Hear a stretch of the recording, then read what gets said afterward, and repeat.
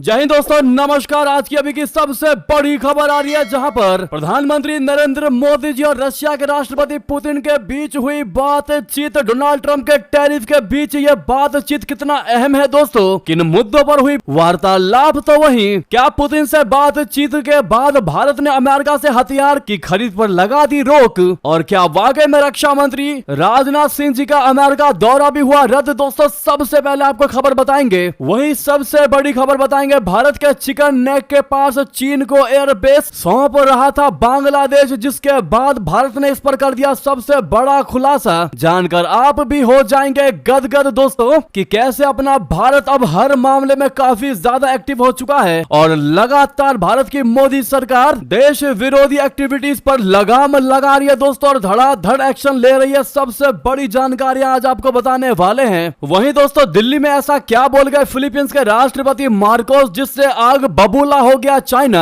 भारत को लेकर ये बड़ी खबर दोस्तों, सारी जानकारियां एक एक करके आपको विस्तार से बताने वाले हैं। बस आप वीडियो के लास्ट तक बने रहेगा। और खबरों में आगे बढ़ने से पहले देश भारत का निरंतर समर्थन करते हैं और भारत की स्वतंत्र नीति और स्वतंत्र विदेश नीति का पुरजोर समर्थन करते हैं, तो वीडियो को लाइक करके, चैनल को सब्सक्राइब करके, बेल आइकन दबा के कमेंट में सभी लोग जय हिंद अवश्य कह दीजिएगा। बात कर लेते हैं पहली सबसे बड़ी खबर की, जहां पिछले दिनों बांग्लादेश के लालमोनिरहाट जिले में एक पुराने एयरबेस को फिर से सक्रिय करने की खबरें सामने आई थी। कहा यह जा रहा था कि बांग्लादेश ने चीन के साथ मिलकर इस संवेदनशील इलाके में एयरबेस शुरू करने की योजना बनाई है। अब इस मसले पर भारत सरकार ने रिएक्शन दिया है दोस्तों, जिसने भारत को बहुत बड़ी राहत दे दी है दोस्तों। भारत ने बांग्लादेश सरकार के हालिया बयान का हवाला देते हुए कहा है कि लालमोनिरहाट हवाई अड्डे को वर्तमान में सैन्य उद्देश्यों के लिए उपयोग करने की कोई योजना नहीं है। एक लिखित सवाल के जवाब में विदेश राज्य मंत्री कीर्तिवर्धन सिंह ने संसद में यह बड़ी जानकारी दी है। प्रश्न में सांसद कौशलेंद्र कुमार ने पूछा था कि क्या बांग्लादेश ने चीन को लालमोनिरहाट हवाई अड्डे पर संचालन फिर से शुरू करने की अनुमति दी है, और यदि हाँ तो क्या इससे भारत की सुरक्षा को कोई खतरा हो सकता है। साथ ही यह भी पूछा गया कि क्या भारत सरकार ने इस संबंध में बांग्लादेश के साथ कोई आपत्ति जताई है या नहीं। इस पर मंत्री ने जवाब में कहा कि भारत सरकार ने बांग्लादेश के लालमोनिरहाट हवाई अड्डे को लेकर मीडिया रिपोर्ट्स और 26 मई 2025 को बांग्लादेश सेना के सैन्य संचालन निदेशक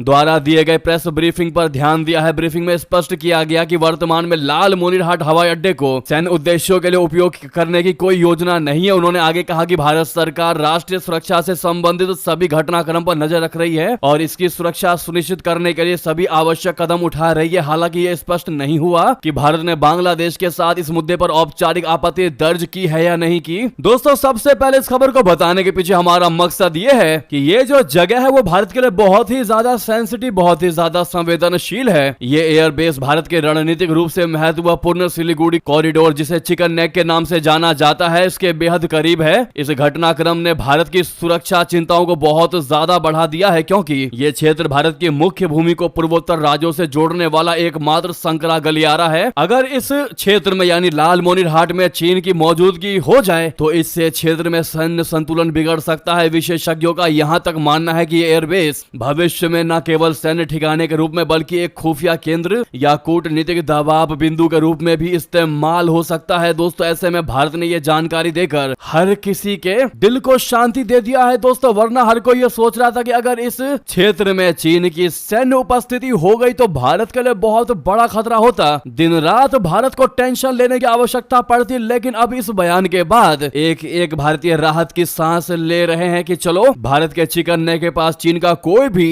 एक्टिविटीज नहीं होने वाला। जी हां दोस्तों, अगली और बड़ी खबर की बात कर लेते हैं, जहां डोनाल्ड ट्रंप के टैरिफ वॉर के बीच प्रधानमंत्री नरेंद्र मोदी जी और रशिया के राष्ट्रपति और भारत के प्रिय मित्र व्लादिमीर पुतिन के बीच हुई बातचीत। किस पर बातचीत हुई बता दें, प्रधानमंत्री नरेंद्र मोदी जी ने शुक्रवार को रशिया के राष्ट्रपति महामहिम व्लादिमीर पुतिन के साथ टेलीफोन पर बातचीत की। राष्ट्रपति पुतिन ने प्रधानमंत्री को यूक्रेन से संबंधित हाल के घटनाक्रमों से अवगत कराया। पीएम मोदी ने राष्ट्रपति पुतिन को यूक्रेन संघर्ष के शांतिपूर्ण समाधान के लिए भारत के दृढ़ रुख को भी दोहराया। दोनों नेताओं ने द्विपक्षीय एजेंडे में प्रगति स्थिति की भी समीक्षा की। भारत और रशिया के बीच विशेष एवं विशेषाधिकार प्राप्त रणनीतिक साझेदारी को और प्रगाढ़ बनाने की अपनी प्रतिबद्धता की पुष्टि की है। दोनों नेताओं के बीच ये बातचीत ऐसे समय में हुई है जब अमेरिका ने रशिया से तेल खरीदने को लेकर भारत पर 25% अतिरिक्त टैरिफ लगाने की घोषणा की है। ऐसे में दोनों नेताओं के बीच हुई ये बातचीत काफी अहम मानी जा रही है। इसी बीच दोस्तों खबर ये भी निकलकर सामने आ रही है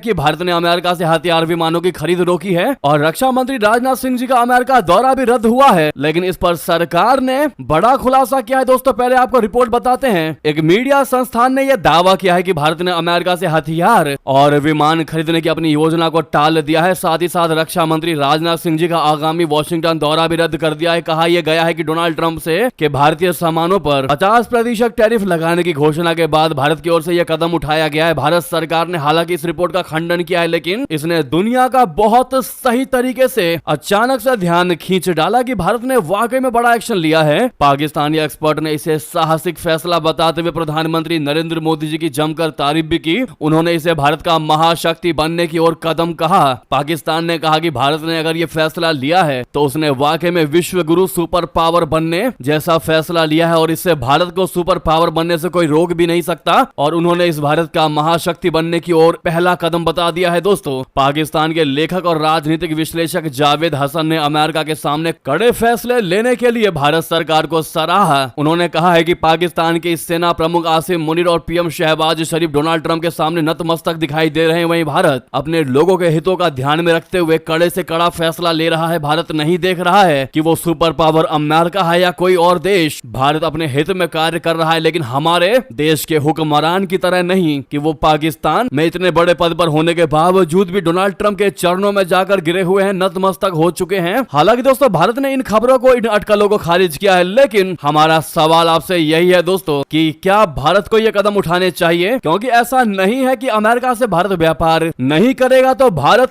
की ग्रोथ रुक जाएगी। हाँ, कुछ हद तक बलिदान जरूर देना पड़ेगा, लेकिन जैसे भारत हमेशा से स्वतंत्र रहा है वैसा ही दुनिया को तगड़ा और कड़ा मैसेज जाएगा कि भारत जब अमेरिका के साथ, अमेरिका के सामने नहीं झुका तो वो किसी के सामने नहीं झुकेगा। और भारत की नीति हमेशा से स्वतंत्र रही है और उस स्वतंत्र नीति का फायदा उठाया है भारत ने। दोस्तों तुर्की जैसे देश, ब्रिटेन जैसे देश, यूक्रेन जैसे देशों को पता चलेगा कि एक स्वतंत्र विदेश नीति क्या होती है और एक बंधक वाली नीति क्या होती है। दोस्तों इस सवाल का जवाब आप लोग जरूर दीजिएगा कि क्या भारत को यह कदम उठाने चाहिए। अगर अमेरिका नहीं माना तो देखते हैं दोस्तों आप लोगों की क्या राय है। अपने भारत को आगे ले जाने के लिए कमेंट में जवाब जरूर दीजिएगा दोस्तों। और रिक्वेस्ट, अभी तक इस वीडियो को लाइक नहीं किया है तो लाइक का बटन जरूर दबा लीजिएगा। अगली खबर की बात कर लेते हैं, जहां प्रधानमंत्री नरेंद्र मोदी जी एससीओ बैठक में होंगे शामिल। ये खबर सुनते ही खुश हो गया चाइना।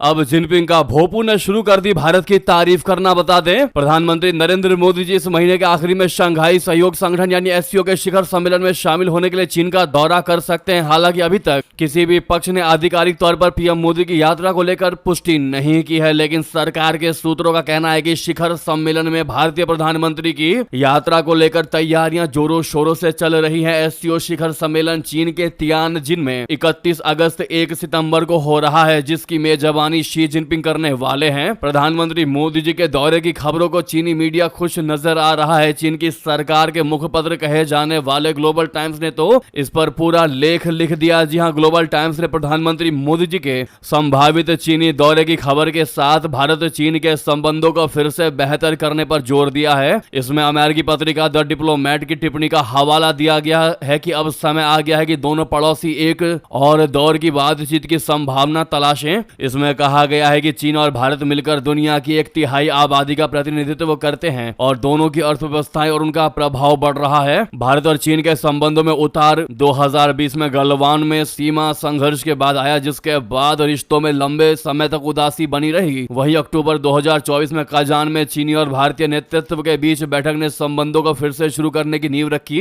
ग्लोबल टाइम्स ने इन घटनाक्रमों का जिक्र किया और कहा कि चीन और भारत एक दूसरे के लिए खतरा नहीं बल्कि विकास का अवसर है, प्रतिस्पर्धी नहीं बल्कि सहयोगी साझेदार हैं। जी हां, वहीं दोस्तों इधर जिनपिंग का भोपू हुआ खुश पीएम मोदी के चीन यात्रा को लेकर, तो उधर दिल्ली में कुछ ऐसा कह दिया फिलीपींस के राष्ट्रपति मार्कोस ने जिससे आग बबूला हो गया चाइना। वो क्या कहा वो भी आपको बताते हैं।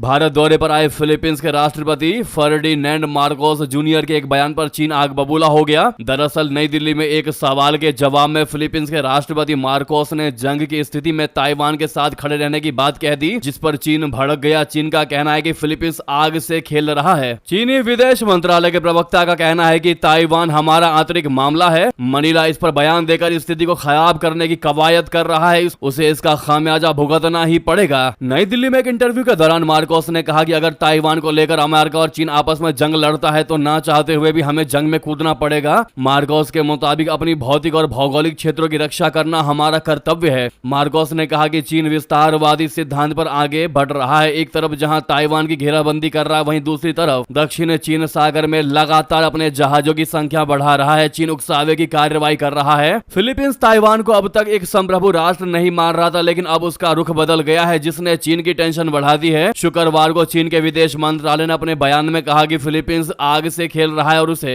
इसमें सतर्क रहने की आवश्यकता है। चीनी विदेश मंत्रालय के मुताबिक फिलीपींस अपने वादों से मुकर रहा है। जब फिलीपींस ताइवान को अलग राष्ट्र नहीं मानता तो फिर उसको लेकर उकसावे वाला बयान क्यों दे रहा है। तो दोस्तों वहीं आपको बड़ी खबर बता दें, कुलगाम में आतंक पर सबसे लंबा वार 8वें दिन भी जारी रहा। ऑपरेशन घेराबंदी के बीच दहशत में आतंकवादी। दोस्तों भारत ने आतंक के खिलाफ एक और निर्णायक कदम बढ़ाया है। जम्मू कश्मीर के कुलगाम जिले के अखल गांव में जारी आतंकवाद विरोधी अभियान शुक्रवार को अपने 8वें दिन में प्रवेश कर गया। ये 90 के दशक के बाद से घाटी का सबसे लंबा चलने वाला ऑपरेशन बन चुका है। हाल के दिनों में अमेरिका से तनावपूर्ण रिश्तों के बीच भारत आतंकवाद के हर नेटवर्क को कुचलने के इरादे से यह ऑपरेशन चला रहा है, जिसमें अब तक कई आतंकी मारे जा चुके हैं। इस अभियान की शुरुआत बीते शुक्रवार को हुई थी, जब लश्कर ए तैयबा के आतंकवादियों की मौजूदगी की पक्की सूचना सुरक्षा एजेंसियों को मिली। पहले दिन की कार्रवाई में एक आतंकी मारा गया, जबकि दूसरे दिन 2 और आतंकियों के मारे जाने की खबरें आई। हालांकि उनके शव नहीं मिले। अभियान के दौरान अब तक कुल 9 जवान घायल हुए हैं, जिनका इलाज सेना के अस्पताल में जारी है। रात भर चली गोलीबारी और विस्फोटकों से पूरा इलाका दहल गया। सुरक्षा बलों ने इलाकों को चारों ओर से घेर रखा है और अब भी तलाशी अभियान जारी है। वहीं दोस्तों इसी बीच ये थी की सारी बड़ी खबरें। आपको खबर कैसी लगी कमेंट बताना बिल्कुल मत भूलिएगा। लगे हाथ तो इस वीडियो को लाइक करके चैनल को सब्सक्राइब करके बेल आइकन दबा के कमेंट में जय हिंद कह दीजिएगा। मिलते हैं आपसे अगली बड़ी खबर में। बहुत बहुत धन्यवाद, बहुत बहुत आभार। जय हिंद, जय भारत।